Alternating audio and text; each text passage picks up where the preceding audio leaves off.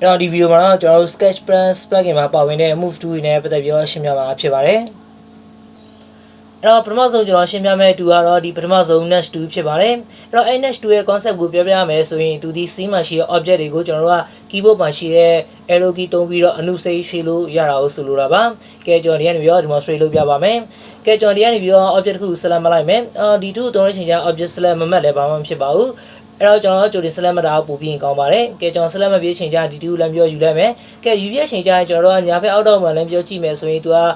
ဘလောက်ပြောလဲဆိုရင်1 fee လို့သူကပြောနေတယ်အဲ့ဆိုကျွန်တော်က keyboard ပေါ်ကနေပြီး arrow key တွေကိုနေတဲ့ချိန်ကျရင်သူက1 fee increment နဲ့သူကရွှေ့ပေးမှဖြစ်ပါတယ်အကယ်လို့ပေါင်းဆိုကျွန်တော် right arrow key နှိပ်မယ်ဆိုရင်သူဒီ x win u ရဲ့ positive တိုင်းသူကရွှေ့ပေးမယ်အကယ်လို့ left arrow key နှိပ်မယ်ဆိုရင်သူက x win u ရဲ့ negative direction တိုင်းသူကရွှေ့ပေးမှဖြစ်ပါတယ်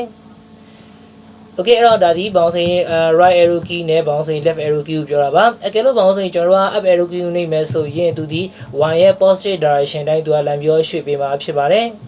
်အကယ်လို့ပေါင်းစိန်ကျွန်တော်တို့က down arrow key ကိုနေမယ်ဆိုရင် y ရဲ့ negative direction နဲ့သူကလမ်းပြောရွှေ့ပေးမှာဖြစ်ပါတယ်အကယ်လို့ကိုကအပေါ်ရွှေ့ရှင်နေဆိုရင်ကျွန်တော်ဘာလုပ်ပေးရမလဲဆိုရင် keyboard ပေါ်နဲ့ shift ကိုဖိရမယ်ပြီးတော့ up arrow key ကိုနေမယ်အဲ့ဆိုသူကအပေါ်ကိုလမ်းပြောရွှေ့သွားမှာဖြစ်ပါတယ်အကယ်လို့ကျွန်တော်တို့ကအောက်ကိုရွှေ့ချင်တယ်ဆိုရင် shift ကိုပြန်ပြောဖိမယ်ပြီးတော့ကျွန်တော်တို့က down arrow key ကိုလမ်းပြောနှိပ်ပေးရမှာဖြစ်ပါတယ်အဲ့တော့ကိုကရွှေ့တဲ့ချိန်ကျရင်ဒီမှာရှိနေတဲ့ increment ကိုလည်းလမ်းပြောပြောင်းလို့ရပါတယ်အဲ့တော့ကိုကအနုစိတ်လမ်းပြောတစ်လက်မှနှစ်လက်မှပဲရွှေ့ချင်လဲရတယ်အဲ့တော့ကျွန်တော် keyboard ပေါ်နေ2လို့လမ်းပြောရဲလိုက်မယ်ပြီးတော့ enter လမ်းပြောနှိပ်မယ်ကဲအဲ့တော့ကျွန်တော်တို့ keyboard ပေါ်နေပြီးတော့ arrow key လမ်းပြောနေတဲ့ချိန်ကျရင်သူကနယ်လက်မအတိုင်းပဲသူကရွှေ့ပြီးတော့မှဖြစ်ပါတယ်ကဲမြန်တယ်မှာပဲသူကပေါင်းစိနယ်လက်မအတိုင်းသူက increment နဲ့ရွေ့နေတာတွေ့ရပါမယ်အကယ်လို့ကိုကမကြိုက်ဘူးတစ်လက်မဆိုလည်းရတယ်1 inch enter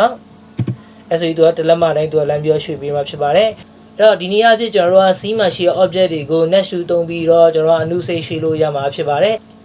်အဲ့တော့ဆက်လက်ပြီးတော့ကျွန်တော်တို့ရှင်းပြမယ့်သူကတော့ဒုတိယတူဖြစ်တဲ့ move to origin ဖြစ်ပါတယ်သူကတော့ကျွန်တော်တို့ C မှာရှိတဲ့ object တွေဒီ origin နဲ့အရန်ဝေးနေမယ်ဆိုရင်ကျွန်တော်တို့ origin မှာ quality ရွှေ့ချင်တယ်ဆိုရင်ကျွန်တော်တို့ဒီ2ကိုသုံးပြီးရွှေ့လို့ရပါတယ်ကဲ simply ကျွန်တော်မလုပ်လိုက်မယ်ဆိုဒီကနေမှ move to origin လည်းပြောယူလိုက်မယ်ကဲဒီပြည့်ချိန်ကျရင်သူကဘာပြောနေလဲဆိုရင် click group of component to move them to the current exit origin လေအဲ့တော့သူက group တွေ component တွေမှာပဲသူကသုံးလို့ရတာပါ group တွေ component မဟုတ်ဆိုသူကသုံးလို့မရပါဘူးကဲဒီမှာကျွန်တော် group တွေလည်း component လည်းဖွဲ့ထားတော့ကျွန်တော်တို့သုံးလို့ရပါတယ်အဲ့တော့ simply ပါကျွန်တော်တို့လမ်းပြော click နှိပ်လိုက်မယ်အဲ့ဆိုသူကဘယ်ကိုရွှေ့ပေးလိုက်မလဲဆိုဒီမှာမြင်နေပါပဲသူက origin လမ်းပြောရွှေ့ပေးလိုက်ပါပြီအဲ့တော့ကျွန်တော်တို့ရဲ့ဟို object တွေက origin နဲ့အရင်အဝေးမှာရှိနေတာတွေ့ရပါမယ်ကဲဘောမူတိုင်းကျွန်တော်ကျန်တဲ့ဟာလေးလမ်းပြောရွှေ့လိုက်ရအောင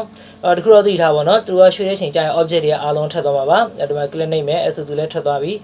သူလည်း origin မှာရောက်သွားပြီ click နှိပ်လိုက်မယ်အဲ့တော့ click နှိပ်ပြီးတော့ object တွေအားလုံးကိုကျွန်တော် origin မှာလမ်းပြောရွှေ့လို့ရပါတယ်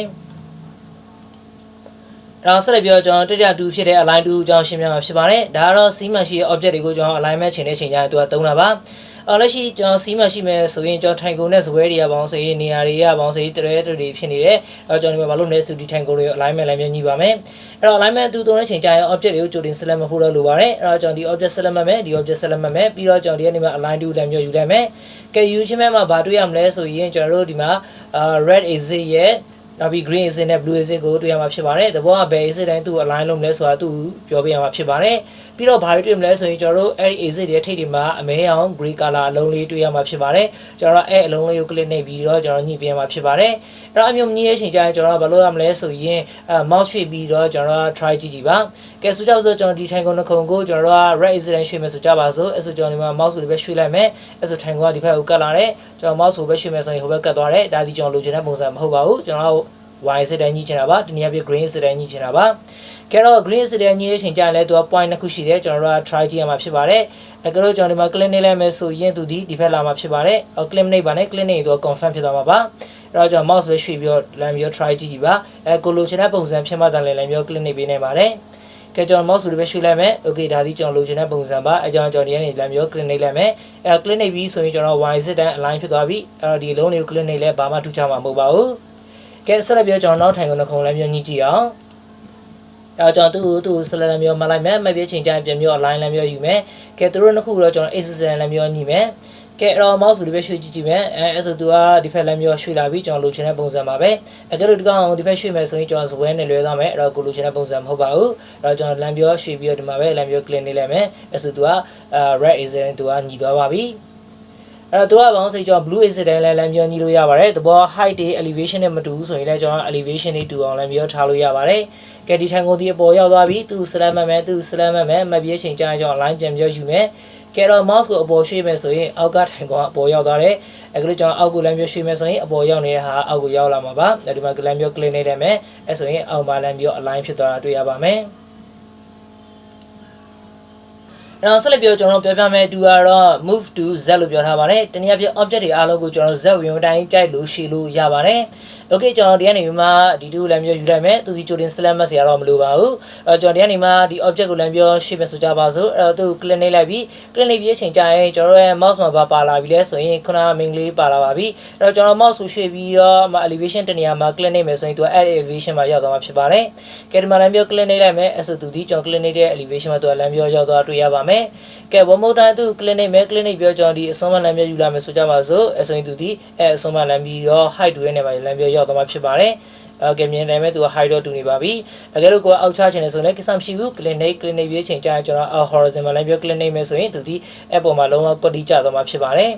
အဲ့တော့ကိုကတခြား object တွေလည်း try လို့ရပါတယ်ကျွန်တော်ဒီကနေပြန်ပြောတူးယူလိုက်မယ်သူ click နေမယ်ပြီးတော့ mouse ရွှေ့ပြီးတော့ကျွန်တော်လိုချင်တဲ့ height လေးလည်းပြောရိုက်လို့ရပါတယ်ကဲဆိုကြပါစို့ကျွန်တော်ဒီကနေမှ5 feet လည်းပြောရိုက်လိုက်မယ် enter အဲ့ဆိုသူဒီအောက်က origin ကနေမှအပေါ်ကိုသူက5 feet ရောက်သွားမှာဖြစ်ပါတယ်ကဲ one more time ပြန် try မယ်သူ click နေမယ်ကျွန်တော်ဒီကနေမှ move to z ပြန်ယူမယ်ယူပြီးအချိန်ကြာရင်1 feet လည်းပြောရိုက်ကြည့်အောင်အဲ့တော့1 feet enter အဲ့ဆိုသူဒီ origin နေပြော1 feet กว่าဝေးမှလည်းပြောရောက်သွားမှာဖြစ်ပါတယ်ပြီးတော့သူ click နေမယ်ပြန်ပြီးတော့ကျွန်တော်ပါနေလိုက်မယ်ဆို0 enter အဲ့ဆိုသူက0 feet မှလည်းပြောရောက်သွားမှာဖြစ်ပါတယ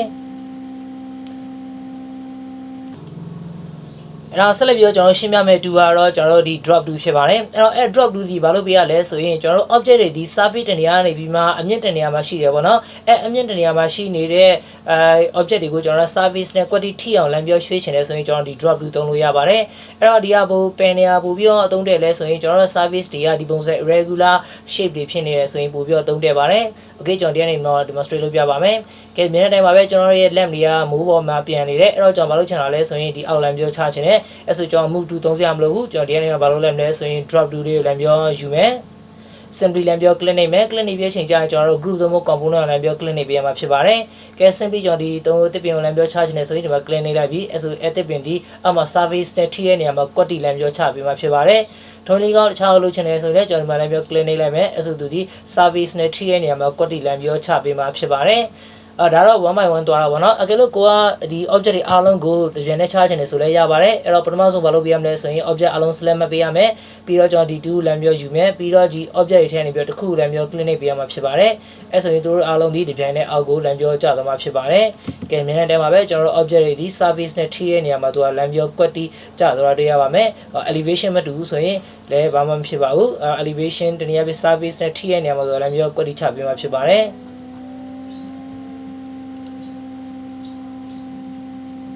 ်နောက်ဆုံးရှင်းပြမယ်တူကတော့ဗာရေးထားလဲဆိုရင် flatten to ground လို့ရေးထားပါတယ်သူကကျွန်တော်တို့ခုံးနေတဲ့ surface တွေကိုလုံးဝပြင်ကြီးဖြစ်အောင် flatten လုပ်ပေးမှာပါအဲ့တော့ဒီမှာမြင်တဲ့အတိုင်းပါပဲကျွန်တော်ရဲ့ဒီ landscape ဒီတင်နေရာပြခုံးနေရခွက်နေရာတွေရှိနေတယ်အမျိုးဟာတွေကိုကျွန်တော်ပြင်ကြီးလုပ်တဲ့ချိန်ကျရင်ကျွန်တော်ဒီ2ကိုသုံးလို့ရပါတယ်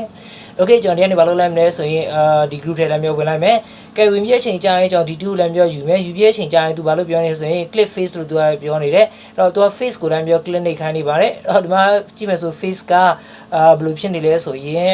်အကြီးဖြစ်နေတယ်ဒါပေမဲ့ကျွန်တော်ဒီကနေပါ head and geometry လည်းမျိုးဖွင့်ကြည့်မယ်ဆိုရင် face တွေကအများကြီးပါအဲ့တော့ဒီ face တွေကိုလည်းမျိုး click နေမယ်ဆိုရင် face တစ်ခုချင်းစီရတော့ဘာဖြစ်သွားမလဲဆိုရင်level 0တနည်းအားဖြင့် z level 0စီကိုရောက်သွားမှာပါကဲကိုကအဲ့လိုမလုပ်ချင်ဘူးဆိုရင်လည်းရပါတယ်အဲ့တော့ကျွန်တော်ဘာလုပ်ပေးရမလဲဆိုရင်ကျွန်တော်ဒီကနေပြန်ပြီးတော့ head and geometry လည်းမျိုးဖွင့်လိုက်မယ်ပြည့်ချိန်ကြာရင်ကျွန်တော်တို့ဒီ face အားလုံးကို select မှလိုက်မယ် control A လေးလည်းမျိုးနှိပ်မယ်နှိပ်ပြည့်ချိန်ကြာရင်ကျွန်တော်ဒီကနေပြီးမှ flatten to ground လည်းပြောယူမယ်ပြီးတော့ simply လည်းပြော click နှိပ်လိုက်မယ်အဲ့ဆိုသူဘာဖြစ်သွားလဲဆိုရင်အားလုံးကဒီမှာပြင်ကြီးတိုင်းဖြစ်သွားတာတွေ့ရပါမယ်အဲ့တော့ object တချို့ကဘာဖြစ်နေလဲဆိုရင်လေးပေါ်မြောက်နေတယ် anyway ကိစ္စမရှိဘူးကျွန်တော်ဒီကနေမှသူတို့ select မှတ်မယ် select မှတ်ပြီးချိန်ကြာရင်သူတို့တွေကိုကျွန်တော်တို့ဒီကနေပြီးမှ drop လည်းမျိုးလုပ်လိုက်မယ်ပြီးတော့ click နှိပ်လိုက်မယ်အဲ့ဆိုသူတို့အားလုံးကလိုချင်တဲ့ height နေရာရောက်သွားမှာဖြစ်ပါတယ်